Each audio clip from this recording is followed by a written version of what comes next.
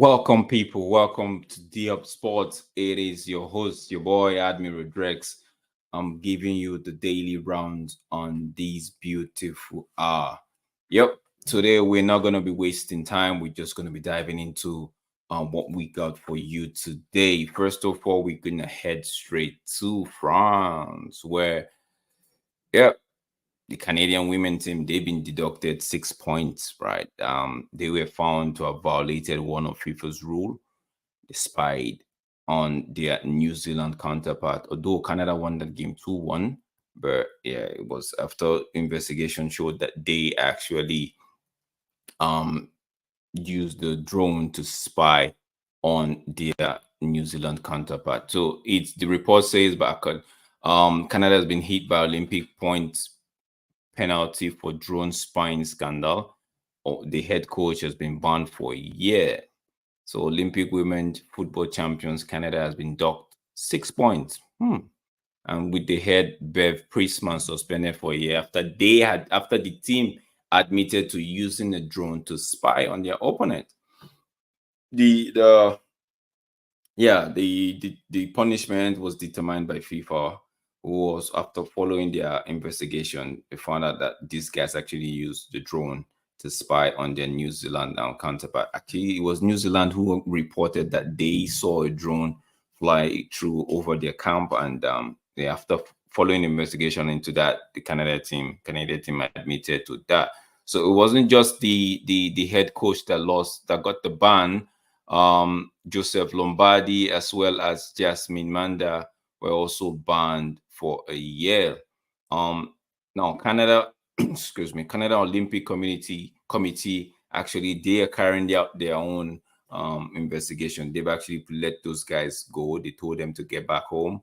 I think that was Friday. So yeah, the federation is actually doing their own internal investigation, and further punishment might follow following this 1 year ban.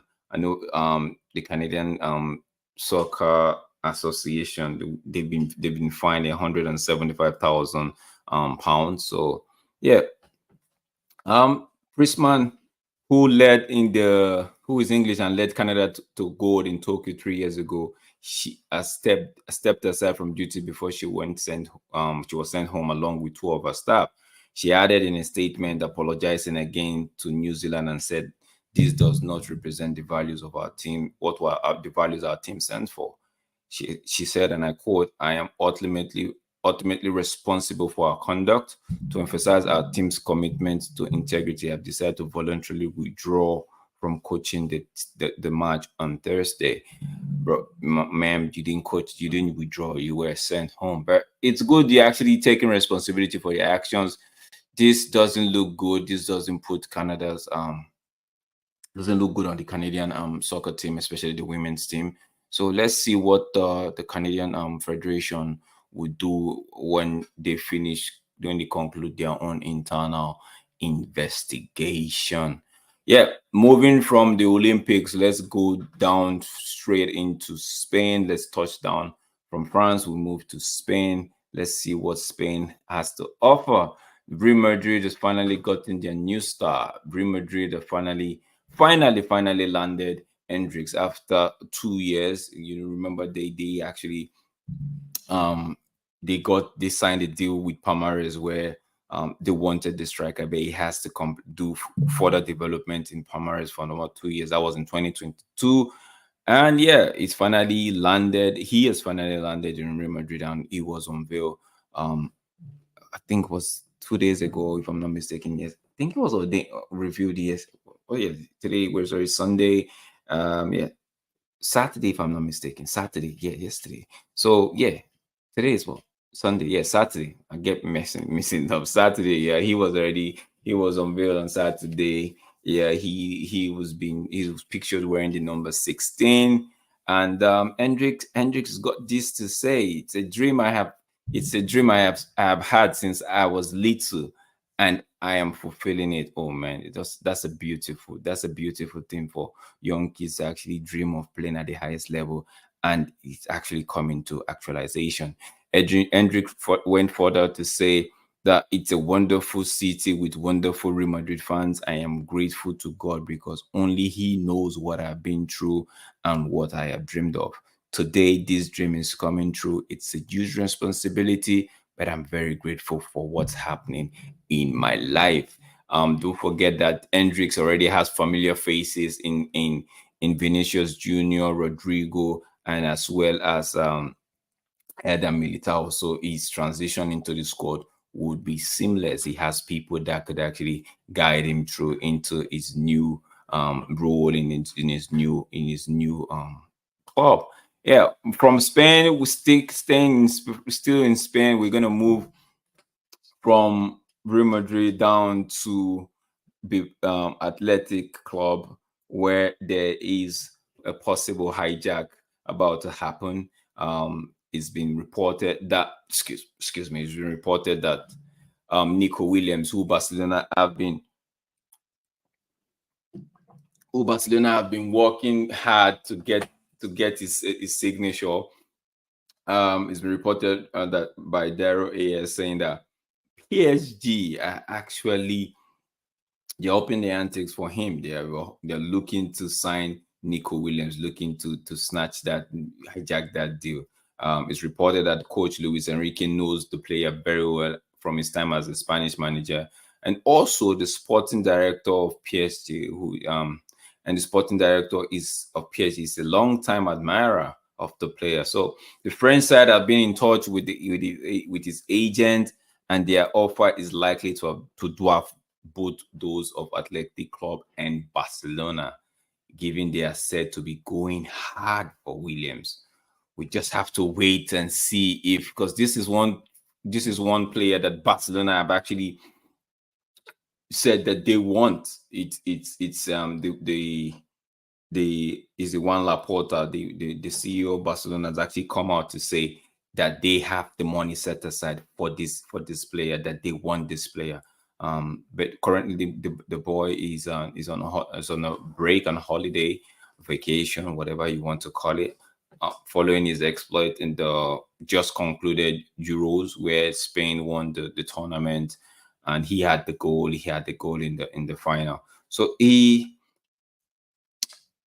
it's we just have to wait and see how that one unfolds, because it will be very interesting if Barcelona don't get this player, because this is a player that they want so badly. It will be very interesting if PSG just come in and just swoop him from take him off them. Don't forget PSG were report had that PSG were looking at getting Jadon Sancho for, from Manchester United, and now he was like he wasn't really their top priority. If the top priority that they wanted, if they didn't get that player, then maybe they would come for Sancho. Now that it's been reported that they are looking to hijack this Nico Williams deal. We just have to wait and see how that one unfolds. I know Chelsea were involved. Chelsea at one point in time were looking at the Nico Williams as well, but I don't think they were going to budge on the price that was being quoted for them. So yeah, Chelsea just maybe might still be in the wings, waiting to see how it unfold. Maybe waiting to see what the price negotiation is and see, okay, you know what, that's the set price, that's the agreed price. Let's go in and see if we could sweeten the deal with the player, right? And just maybe offer him more money and meet the club, because we already so we just have to wait and see if that hijack would come true. Now let's still staying with Chelsea. We're just going to quickly say that Chelsea have agreed a 15.6 million deal for a Boca Juniors defender in the person of Aaron and Anselmo. The Yeah, he is due to join Chelsea. Report have it that he will be I think it was Fabrizio Romano who said that the package with both Boca Junior for and Semenyo is worth in the excess of $20 million, which is about 15.6 million pounds. And the young defender is expected to travel to United Kingdom on Monday in order to finalize and complete the transfer remaining formalities. But we rather link up with Chelsea straight away. And Semenyo will return to Argentina and stay with Boca Junior on loan. It wouldn't be linking up, so it would be on loan at least January 2024. So it's like a case of signing him and loaning him back to his club just to get the things wrapped up, knowing fully whether you have this defender in the bag. So but Chelsea would want to do. I don't think with what I saw what I saw them do against Celtic in the preseason game where they lost 4-1, they might say, you know what, no loan. We just signed this player and we just have to integrate him into the squad immediately, because what they did in that 4-1 loss to Celtic, they were playing a high line and they were being caught off guard so many times. The first goal, it was actually a case of a 3v1, if I'm not mistaken, 3v1 situation. It was too easy. It was too easy. I believe Maresca would be looking at that game, would have taken up, because don't forget, Maresca just came into that role with Chelsea. So he would have to, its plan and everything would have to dish it out to them, and it's not everybody we get on board ASAP, right? Some people would actually need time. That's why these preseason games, they are there to actually smoothen the rough edges and get everybody into thinking the same way the manager is thinking in terms of how he wants to play, executing the plan on the football pitch. So we'll wait and see how that one. But for me, this signing, they might end up saying, you know what, we might not wait until January. We'll just take him. So we just take him right now, and yeah. So he wouldn't be linking up with Chelsea right away. He will return to Argentina and stay with Boca Junior on loan until at least January, right? So yeah, the Argentine season is currently in progress. So until then, yeah. So he is a right center defender and expected signing for the crowd shares his option at the back with Trevor Chalobah, who was left out of this summer preseason tour due to Enzo Maresca already having Disasi, Fofana. Don't forget that they got Tosin in as well on the right sided role. Um, so it's at the moment Chelsea feel like they have a bloated squad and they have a lot of defenders. So they already put Chalobah on the side burner and say, you know what, go get another club. If we get offers, we'll sell you. He's not even in this preseason tour, so, and getting another center back. So I would say they are well stacked. All right, they are well stacked at in defense. Don't forget also that they have they secured a goalkeeper the other day. The Jorgensen from Villarreal. So it's all so far they made 6 signings. Chelsea are actually not playing. They made 6 signings. I just hope it works out well for them. Moving on from Chelsea, we are going to go to my club right now, where he was earlier yesterday. We played United played. They took on Arsenal, right, in a first preseason game in the US, right? And though we lost, United lost in regular time, but in penalties they won for 3 or 4, yeah, for three. But yeah, that loss or that win, however you want to look at it, didn't come without a scare. United had 2 players, right, who came off at halftime following injuries. One, both Rasmus Højlund and the new boy Lenny Yorobo came off the pitch in the first half following injuries. Rasmus, actually, I felt like after the cross Wan Bissaka put in, he scored a very fine goal, right? But after that, he I think he had to do the way he went with that, for the way he positioned himself and took the ball when Aaron Wan-Bissaka put in that cross, I think had something to do with how he felt a tightness in his was his groin, yeah, his groin region. He felt a tightness. But the good thing that he actually got up and walked out of the pitch, although walked straight down the tunnel, but he wasn't seen to be limping or in any sort of discomfort.